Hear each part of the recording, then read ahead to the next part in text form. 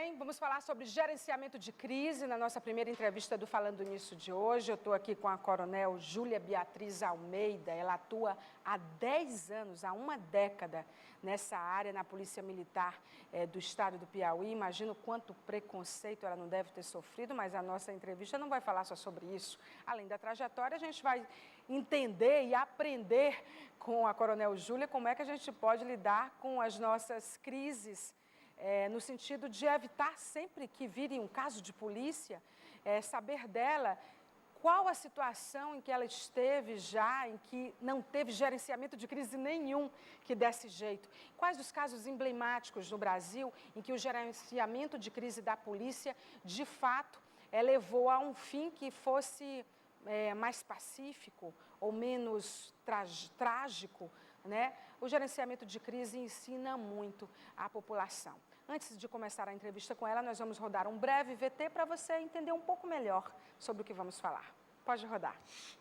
O cenário de violência que a sociedade brasileira vive nos últimos anos tem comprovado a necessidade cada vez maior do aprimoramento das instituições policiais e, em especial, dos seus profissionais. As instituições policiais começaram a enfrentar ocorrências que fujam da normalidade, buscando conhecimentos técnicos na sua resolução. Desta forma, o entendimento passou a ser de que ocorrências desta natureza requerem um tratamento diferenciado e especializado. É o chamado gerenciamento de crise. Mas do que se trata? Quais os riscos para quem trabalha nessa área? Quais os protocolos em uma situação de crise policial? É sobre isso a nossa entrevista do Falando Nisso de hoje. Muita coisa para aprender com você hoje. Primeira coisa de todas, por que você resolveu exatamente essa área? Por que ser policial militar e por que exatamente o gerenciamento de crise? Foi você que escolheu? Foi você que foi escolhida por habilidades que você mostrou? Boa noite, bem-vinda ao Falando Nisso. Boa noite. É assim, Maia, a polícia eu escolhi, foi uma opção, né? Eu costumo sempre usar essa fala, porque é até um motivo de orgulho para ela. Minha mãe disse que se eu não fosse polícia, eu seria polícia de novo, né? Então não tem o que contestar. Eu faço porque eu gosto. O gerenciamento de crise foi assim um surgimento dentro da carreira policial militar, foi um segmento que não foi uma coisa opcional, foi um conhecimento que eu tive durante um curso que eu fui fazer de Direitos Humanos, e nessa área eu conheci a parte do gerenciamento de crise e eu me apaixonei. É tanto que não são 10 anos ininterruptos, porque desses 10, 2 eu dei uma saída, passei 2 anos no batalhão ambiental, tomando de conta na área do meio ambiente, mas eu não consegui fugir, acho que já se tornou uma atividade que acho que por conta até da experiência também, porque é uma área que realmente você precisa gostar para fazer. Porque a tensão e a adrenalina o tempo inteiro. Não é todo mundo que consegue lidar com o raciocínio no momento de tensão. No momento de tensão, ele diminui consideravelmente a capacidade de raciocínio das pessoas. É natural isso aí do ser humano. Então, com a prática, que a gente vai aprendendo a ficar tranquila no momento de crise. Qual foi a primeira crise que você gerenciou nessa função? É a mais comum para a gente, que é a desocupação de propriedade, né, no caso. Essa daí é prática quase que diariamente. Foi em que ano? Foi em 2004. Foi em 2004, foi uma propriedade que foi ocupada na Zona Sul, propriedade particular, e que a gente teve que ir para negociar a saída pacífica das pessoas que estavam ocupando. Cerca de 150 famílias. Calcula uma média, geralmente a gente calcula uma média de 3 pessoas por família, né? Então, cerca de 500 pessoas, mais ou menos. Qual foi o desfecho desse primeiro gerenciamento que você esteve à frente? Graças a Deus, foi tranquilo, a gente conseguiu negociar e conseguiu que o desfecho fosse pacífico e a retirada das famílias ocorreu de forma sem nenhum problema. Qual foi o mais difícil nesses 10 anos em que você, entre idas e vindas, está ocupando essa coordenação? Eu costumo dizer que o gerenciamento de crise mais complicado é a negociação com a ameaça de suicídio. porque você não tem nada para oferecer em troca e, consequentemente, a pessoa também não quer nada em troca, a princípio, né? Então, você tem que, de certa forma, entrar no mundo daquela pessoa para identificar qual é a dificuldade que aquela pessoa está passando e resgatar aquela pessoa de volta à realidade. Então, os momentos de maior tensão realmente se dá com relação à ameaça de suicídio. Você já fez muito gerenciamento de crise em casos de suicídio? Teresina é a primeira capital do Nordeste em índice de suicídio. É a 7ª do Brasil. Muita gente não sabe disso. Então, a gente lida com isso. A 7ª do Brasil oscilando sempre, entre 2º lugar, 3º lugar, 5º lugar. Exato. Mas é impressionante a quantidade de suicídios. E a gente tem muita ocorrência nesse sentido. Você obteve mais êxito ou não nessa área? Eu costumo dizer que eu acho que deixando um pouquinho assim, eu acho que o critério sorte, deixando até muitas vezes o profissionalismo de lado, o fator sorte, ele influencia muito na minha vida. Então, graças a Deus, a gente geralmente tem tido sucesso. Você já esteve diante de um caso que você não conseguiu resolver nessa situação? Ainda não. Nessa situação, não. Não, porque assim, existem 3 casos com relação ao suicídio. Existe a tentativa, que é aquela que você tenta e não consegue êxito. Não chega ninguém para conversar antes disso. Existe o suicida propriamente dito, que é aquele que não quer conversa, ele faz e não tem muito diálogo. E existe a ameaça, que muitas vezes é aquela que a pessoa está precisando de ajuda, está buscando socorro, porque é onde a gente consegue negociar. A pessoa, ela tenta com arma, ou tenta se jogar, ela quer mais chamar atenção para ser ouvida do que realmente realizar o ato propriamente dito. Então, nesses casos, é onde entra a negociação. De você ir lá e fazer algo que, muitas vezes, até chegar nesse ponto, alguém na família ou alguém próximo que a gente pode ajudar. Feito. Isso. Né? Poderia ter feito. Que é onde eu defendo a parte educacional com relação ao suicídio. Porque, muitas vezes, é como você disse, a própria família poderia estar fazendo esse papel, mas a família ela não é preparada para identificar. Você, às vezes, tem uma pessoa do seu lado pedindo socorro, mas você não consegue identificar aquela situação. Então, quando vem à tona, já está num nível que realmente já extrapolou. Que situação você não conseguiu fazer o gerenciamento de crise? Ainda até hoje, em nenhuma? Em nenhuma. Você então tem 100% de acerto nessa área? Até agora, graças a Deus, 100% de acerto. Em 10 anos, não teve uma crise que você não conseguiu gerenciar? Nenhuma. A gente sempre procura, lógico, você não consegue, às vezes, satisfazer em 100%, mas você consegue sempre resolver sem nenhum problema maior. Como é que se forma um profissional para fazer gerenciamento de crise na Polícia Militar? Quais são as habilidades que ele tem que ter? O primeiro critério é o voluntariado. Não adianta você, como a gente fala na linguagem militar, escalar. Não tem como você colocar uma pessoa para fazer esse tipo de atividade forçando a pessoa a fazer. Como no policiamento normal, eu posso ser escalada para ir fazer um policiamento qualquer e vou e desempenho porque eu sou formada para isso. O gerenciamento de crise, o primeiro requisito é ser voluntário. Você tem que querer fazer e gostar de fazer aquilo. Tem que ter. O segundo, uma característica que tem que ser muito inerente é a sensibilidade. Porque você vai lidar com situações que são vulneráveis. A maior parte das vezes são situações de vulnerabilidade muito grande, como quando você chega numa área para desocupar uma área, você tem que saber identificar quem são as pessoas que realmente têm necessidade de um amparo, e quem são os oportunistas, quem são os aproveitadores. Quem são aquelas pessoas que estão ali para especular, quem são aquelas pessoas que estão realmente se aproveitando da situação. Então, a sensibilidade no sentido, por exemplo, eu já fui negociar uma situação de suicídio que tinha uma pessoa embaixo gritando para a pessoa pular. Quer dizer, é uma situação assim que não tem absurda, como, né? Inacreditável. Parece até... Quais são os tipos de crise que nós temos aqui no nosso estado, já que você faz gerenciamento de crise do estado inteiro, e aí eu quero saber se é só você, sei que você é a coordenadora, mas que outros profissionais que têm essa habilidade que a gente pode contar na Polícia Militar hoje? Qual é o perfil de crises que precisam ser gerenciadas no nosso Estado? Aqui no Estado como um todo, a maior delas, como eu já disse, é a parte de ocupação de terras. De ocupação de terras. Depois disso... Depois vem a área do suicídio, que também é muito grande. Aí nós temos as crises que são esporádicas, tipo rebelião em presídio. Que essas daí são... Não estão sendo mais tão esporádicas, né? Elas estão sendo mais frequentes. Já tem, né? tem uma frequência maior, mas também não é aquele que a gente possa dizer que é muito frequente. Tem as ocorrências com reféns também, que também não são muito frequentes aqui no Estado. É assim, é por época. Teve uma semana que nós tivemos 2 ocorrências com refém. Né? Duas ocorrências numa semana recente. E que situação foi? Uns 2 meses atrás.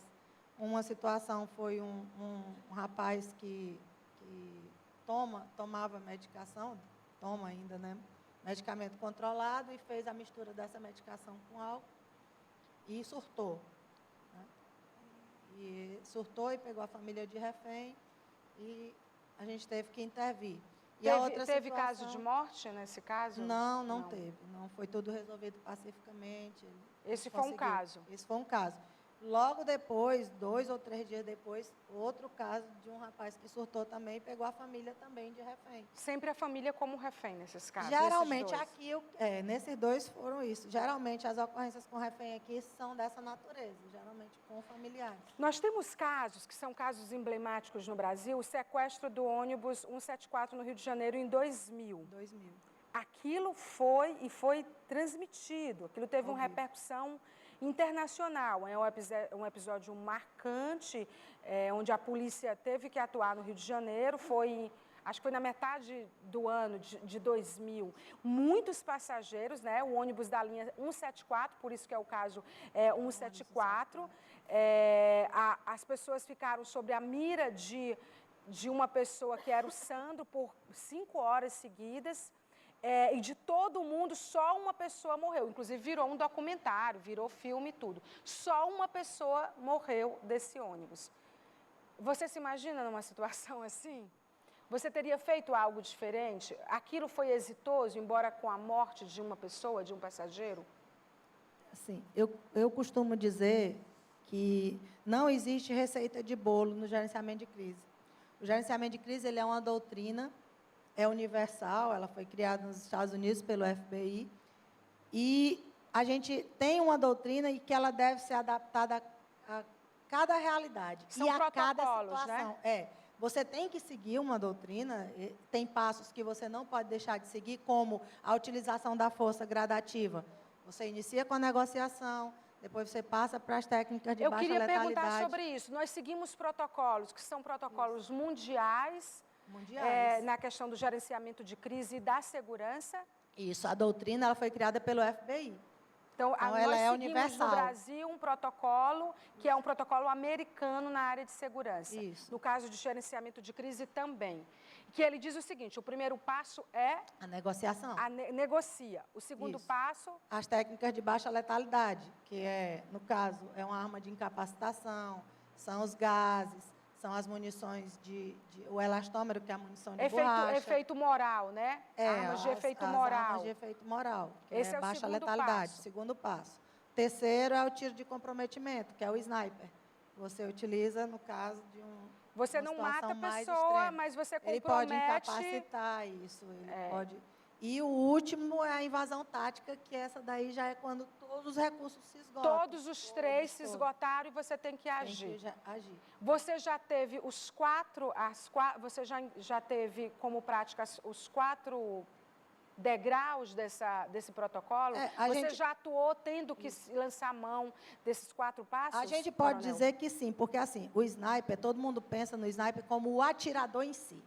O sniper, ele não chega, não necessariamente ele precisa desenvolver o tiro propriamente dito. Ele é muito observador. Ele é aquela pessoa que repassa as informações para o gerente da crise, porque ele tem um objeto de informação que é muito útil, que é a mira da luneta dele. Então, ele vê, numa distância de 300, 500 metros, como eu estou lhe vendo aqui, Sim, 1 metro próximo. de distância. Uhum. Então, ele tem essa função de passar essas informações. Ele foi treinado para isso, é o atirador de elite. Então, a gente já teve situações da gente ter que usar todas as alternativas. Nós temos pessoas qualificadas para todos esses passos. Eu sei que você mas você trabalha com uma equipe. Você não pode estar na posição do sniper, nas outras posições, e no caso de ter que invadir, você não invade sozinha, você tem uma equipe. Nós temos pessoas treinadas. Cada equipe é uma equipe. O gerente da crise é quem coordena todas as equipes. No caso, a função que hoje eu exerço. Mas cada equipe tem um chefe. A sua equipe tem quantos policiais? Hoje nós somos 10. 10. Quantas são mulheres depois? Só eu. Você é a única mulher. Você já teve caso de insubordinação por ser mulher? Não, mas isso foi muito no começo. Mas você teve? Nós chegamos aqui, eu sou da primeira turma, nós só somos 2 na primeira turma de mulheres na Polícia Militar do Piauí. Então, foi aquele choque, aquele impacto, né? Como assim eu vou receber ordem de uma mulher? Há 30 anos atrás. 30 anos atrás. Hoje não. Hoje já está comum, mas há 30 anos atrás, a mulher chegar e dizer assim, quem vai mandar agora sou eu, era meio complicado. Você tem medo? O medo é o ingrediente principal da coragem. Quando você não tem medo, você perde, de certa forma, a coragem, porque você passa a fazer coisas que vai lhe prejudicar. Então, eu acho que o medo ele é aquele pé no freio que a gente tem para poder seguir em frente. Você já foi ameaçada de morte? Já fui ameaçada. Não só uma vez, mas principalmente quando a gente lida com o profissional, que a gente chama de aquela pessoa que realmente vive na criminalidade, vive no mundo do crime. Ele olha para você, ele mira você dizendo, eu vou te pegar. E o que você fez para se proteger? É aquela história, é o risco da profissão. A profissão que eu escolhi, ela é 24 horas de risco. Então, a gente tem que estar sempre atento. Não posso me descuidar, nem um minuto. Tem algumas regrinhas que são básicas para a gente. A gente não deixa de andar armado. Eu não sento de costa para a rua, não consigo sentar. Você deita e dorme? Eu deito e durmo tranquilo. Seu sono é tranquilo? Tranquilo. Você sonha com tiros? O sonho é normal, a gente não coordena o sonho da gente, a gente Mas não o que você costuma sonhar? Da gente. Você sonha com esse perigo, com essa... Você adrenalina existe uma todo. técnica que é o pessoal que são meus alunos, eles brincam e dizem que a minha boca é essa palavra, chamada resiliência. A resiliência é um termo da física que a psicologia absorveu, que é você absorver o impacto, filtrar aquele impacto todo que você absorveu, jogando fora tudo de ruim e absorvendo só o que é bom. Se você não fizer isso diariamente, é como se fosse uma terapia individual. Se você não fizer isso diariamente, você não consegue... Você faz uma faxina. Eu faço uma faxina diária. Todo dia eu tenho que fazer, porque eu absorvo todo dia impacto. Eu, inclusive, nessa entrevista estava previsto para a gente falar sobre a trajetória pessoal, a vida pessoal da Coronel Júlia, mas eu acabei de decidir que eu não vou falar. Eu não vou falar sobre a família dela, eu não vou falar isso porque eu não me sinto no direito de falar sobre a sua família. Eu sei que você tem protocolos de segurança, mas eu prefiro perder a informação do que perder uma vida e ser responsável por isso. Eu acho que você tem pessoas que você precisa proteger. A gente não vai entregar outro pra bandido. Eu passei por um problema muito sério no final do ano. A gente pensa que nunca acontece com a gente. Mas eu tive uma filha numa situação daquela que o pessoal denominou de sequestro relâmpago. Imagina. Aí, não foi Você fácil. era a mãe e a gerente da crise? Não cheguei a negociar com ninguém. Foi aquela situação rápida. Ela ia saindo da academia, ela foi abordada e... Você acha que isso aconteceu porque ela era sua filha? Não foi. Foi coincidência. E ela foi levada no carro dela. E eles andaram com ela durante um bom tempo e depois soltaram. Se você tivesse que fazer o gerenciamento de crise, se essa história fosse mais longe? É aquela história, o médico ele não deve operar o paciente quando é familiar. Você não teria ido? Eu não sei se eu teria. Nem seria permitido, né? Tem casos no Brasil, para a gente encerrar, o caso do sequestro da Eloá, que foi de 2008. A Eloá terminou morrendo, né? O Lindenberg surtou completamente, foi em São Paulo, mais de 100 horas de cárcere privado. É impressionante aquela situação. Ali você tem que ter sangue frio, viu, coronel? São situações que, como eu te falei, da receita de bolo. Você não pode, eu não costumo analisar a situação assim no sentido da crítica aos colegas quando eles estão trabalhando, porque a gente só sabe quando a gente Foi o mais longo sequestro de cárcere privado já registrado no nosso país. Isso. Terminou a Eloá morrendo. Teve muita discussão e muita polêmica se a polícia errou. Gente, não façam isso comigo, porque eu estou aqui discutindo segurança. Vocês fazem esse barulho, não deixa de ter uma atenção, né? Eu já fiquei preocupada. Opa, quem que está atrás da coronel aqui? E aí, agora voltando ao que a gente estava falando, se houve erro ou não da polícia, né? Teve muita discussão no caso da Eloá, até hoje é um caso de estudo, sempre que a gente, principalmente na sala de aula, a gente discute muito sobre esse caso, porque é aquela história, você não pode subestimar as pessoas que estão causando. A princípio, fazendo uma avaliação superficial da situação, eu acho que o Lindenberg foi subestimado. Sim. Ele estava preparado, fácil, né? Ele estava preparado para aquilo ali. Mas é como eu falei, conheço os profissionais que trabalharam, porque eu fiz o meu curso de gerenciamento de crise lá na Polícia Militar de São Paulo.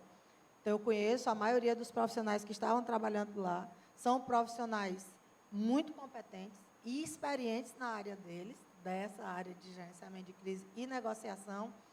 Então, eu acho que foi um momento assim que... E São Paulo, eles lidam com esse tipo de situação quase que diariamente. Não tem, é diferente da gente. E não tem uma zona de conforto, não tem um piloto automático. Não tem. Né? Por exemplo, a gente falando de alguns casos, descendo um pouco mais só para encerrar, tem o massacre do Carandiru, que foi de 1992, que foi um outro caso de repercussão internacional, que até hoje é objeto de estudo nas universidades, nas pesquisas. Foram 111 detentos mortos depois de uma invasão da polícia a um presídio. São as situações que a gente fala exatamente, que são os estudos onde a gente faz.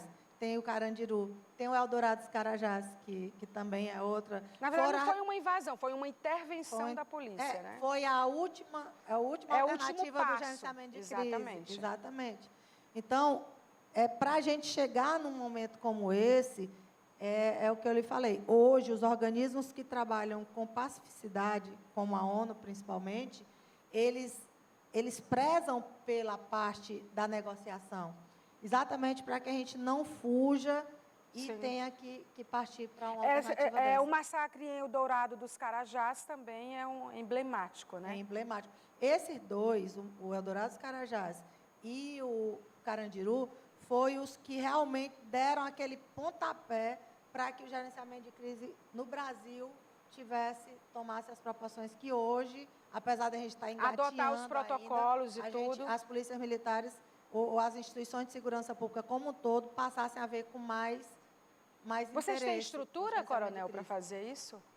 A gente está engatinhando nas estruturas. É uma doutrina que está sendo, se a gente for comparar o histórico que a Polícia Militar ou as polícias no Brasil todo têm, a gente está engateando, mas as polícias, como a Polícia Militar do Piauí. A Polícia Militar do Piauí, ela hoje tem uma coordenadoria, coisa que muitas polícias não têm. No Brasil, se não me falha a memória, só são 4 polícias que têm coordenadoria de gerenciamento de crise, especificamente para trabalhar com isso. E como mulher, então, acho que você é a única no Brasil? É a única coordenadora de gerenciamento de crise, é a única gerente de crise da Polícia Militar Brasileira, é a coronel Júlia Beatriz Almeida.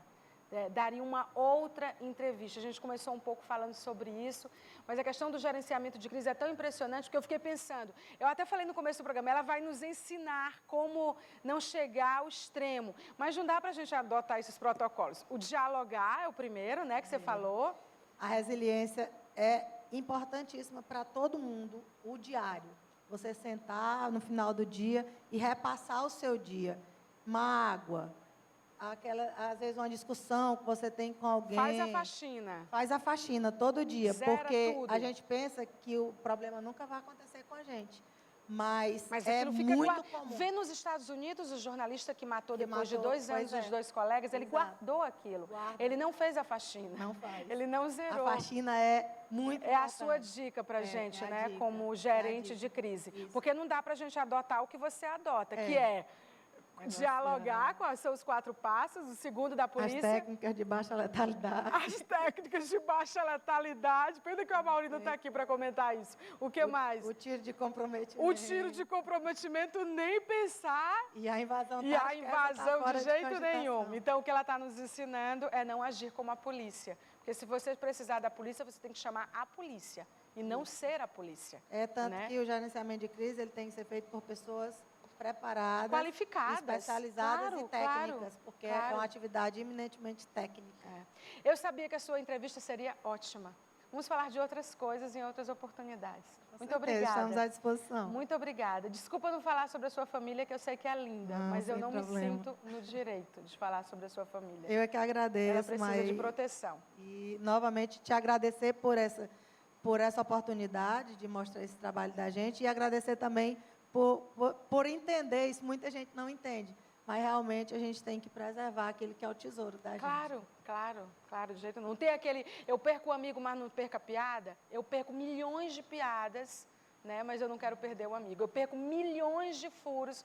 Você não tem noção porque alguém simplesmente me diz as coisas e diz, não fala. Às vezes um colega fala, mas eu não falo, né? Porque tem outros aspectos éticos que a gente tem que preservar. Eu prefiro assim. Muito obrigada, Coronel. Grande mulher, né? Nossa, como ela disse coisas aqui. Vamos às dicas da Livraria Anchieta. 2 endereços em Teresina, Álvaro Mendes, Nossa Senhora de Fátima em Teresina. Em São Luís, Avenida Getúlio Vargas, no bairro Monte Castelo. Lá a Livraria Anchieta, a livraria moderna. A Monja Cohen, a sabedoria da transformação, reflexões e experiências. É a nossa dica da Anchieta, que vem do budismo. Ela diz, o momento é agora, comece, pratique, busque. E a Juliana Parrini, Depois do que Aconteceu. A autora que é autopublicada, que conquistou mais de 7 milhões de leituras na internet. Falo para você, gente. Toda vez eu esqueço, né, Netinho? O Netinho diz, olha para mim. Você tem que cantar uma música para mim, Netinho, para eu lembrar de ficar olhando para você. E aí a internet é um palco incrível de você lançar músicas, lançar campanhas, lançar livros, lançar o que você escreve. Aproveita esse potencial dessa terra de ninguém para ela ser terra sua, né? Essa menina aqui foi tudo lançado na internet, já é um sucesso absoluto. E eu queria chamar o recado do Werner, que está no 2º piso do Teresina Shopping e tem profissionais incríveis da área de beleza. Vamos ver. Werner Coifer está no mercado de beleza há 25 anos e seu principal conceito é proporcionar beleza e bem-estar às pessoas. Atendimento personalizado com espaço exclusivo e padronizado em um ambiente moderno e sofisticado. Temos uma equipe de profissionais altamente capacitados que estão sempre em constantes especializações. Serviços e produtos exclusivos para cada tipo de necessidade dos nossos clientes. Werner Coifer, loja 370, 2º andar, Teresina Shopping. Eu vou para o intervalo comercial com Patrola. No próximo bloco, a gente vai conversar com 2 jovens que querem ser parlamentares brasileiros por um dia. Até já.